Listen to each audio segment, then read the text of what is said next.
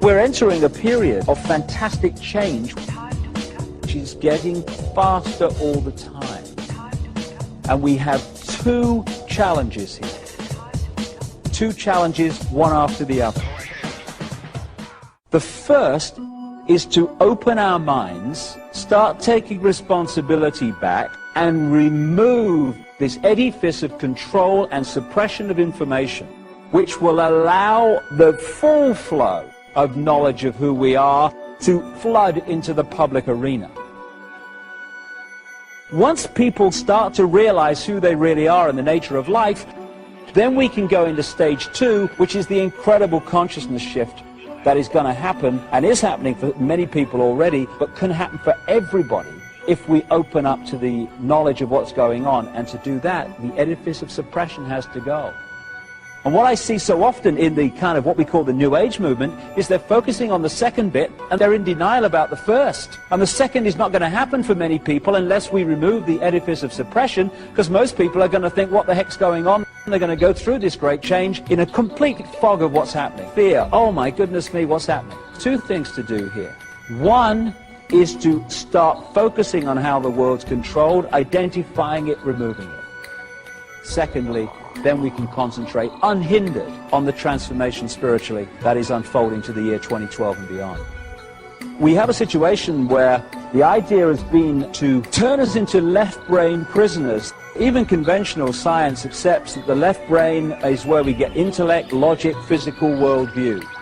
Can I touch it, taste it, smell it? Okay, it must exist. In the right brain, you have the bigger picture, the connection with the cosmos. That's where the artist, the inspiration, the creativity comes from. The institutions of education, of science, and all these different areas of information, the media too, they're pumping information of a left brain variety and suppressing this. What we call education works like this. Information is pumped into the left brain, most of it completely rubbish. And what students are asked to do is to hold that information there, and then when they get an exam paper in front of them, to regurgitate that onto the paper. If they remember it and put it there well enough and repeat what they've been told, they pass the exam and progress. If they take that information in the left brain, transfer it to the right and start filtering it and questioning it and saying, well, does it make sense? What do I think about this? And then tell the exam paper, oh, actually, it's a piece of shit, this stuff. Then they don't pass the exam and they don't progress. The education system is completely built to create left brain prisoners who are basically sponges of the official version of life. We can just balance those two sides of the brain, the intellect and the spirit, the mind and the heart, then suddenly we're transformed in terms of our perception of ourselves. What you're looking at there is the, I call it lower vibrational emotional range. It's the range of frequency that resonates the energy within us to fear, to guilt, to resentment, to lack of self-esteem. And the more that we are manipulated to feel those things, and the more we manipulate each other to feel those things, the more what I call that cesspit vibration of low vibrational emotion gets more and more full and more difficult to get through, and therefore out to the multidimensional state that we can get into as we reconnect with the ocean, with the cosmos. This is why when people start on this spiritual journey, the reason that they start to realize when they start to walk the journey that all hell breaks loose in their life, that structures break down in their life, and they think, crikey, if this is spiritual. I remember me, when I started on this route, my life broke down in so many ways. I thought, if this is spirituality, you can stuff it. I don't want to know.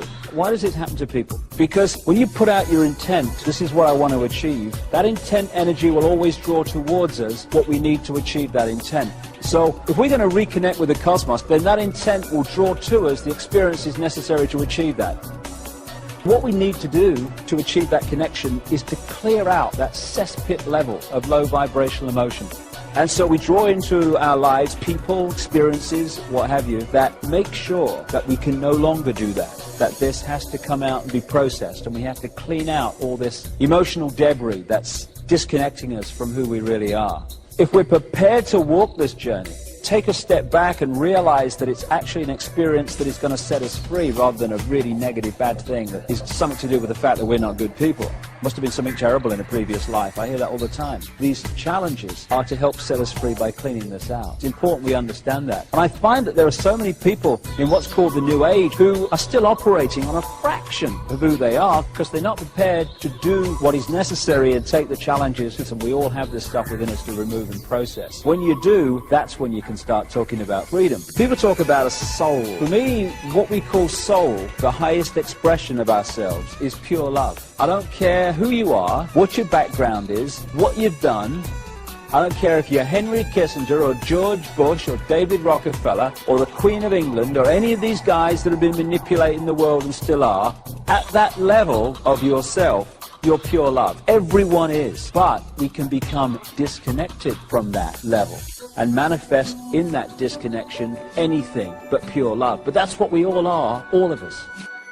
And when we get disconnected, that's when the problems start, and the imbalances start, and the imbalanced behavior starts. When we're born into a physical body, if we maintain that connection with pure love, soul, then we have the eyes and ears information coming in, telling us and giving us a fix about the world around us. And we have the connection with soul, the intuition, which is guiding us from another perspective. We have both. Symbolically, it's like a spaceman on the moon, where you're in that big spacesuit, symbolic of the body, and you've got the eyes and ears information giving you a fix on what's happening around you. But you've also got mission control giving you the big picture guidance. This is what comes next, then do that, and this is what's next on the agenda. Symbolic of intuition. Imagine what would happen if someone came along and cut or dramatically reduced that spaceman's connection to mission control. Suddenly, this is the only information and the vague memory of what should have been happening at this time.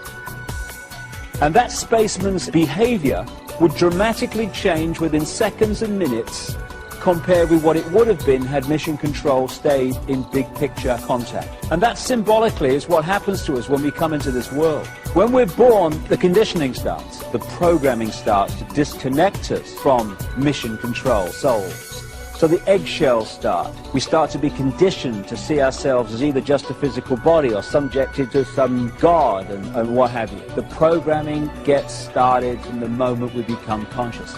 And if we can just break that eggshell and we can express the true nature of who we are and not live someone else's version of what we should be, when the eggshell cracks, we reconnect with mission control. And at that point, we taste freedom. That is the challenge now that we all have and the opportunity we all have. Chinese have a word that means both danger and opportunity. We're at the point now of that choice.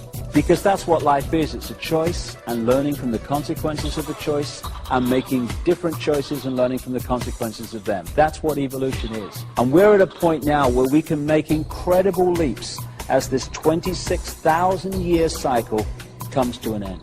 It's going to be one heck of a challenge. But no matter how challenging it gets, one thing remains constant. We live forever. We are everything, and everything is us.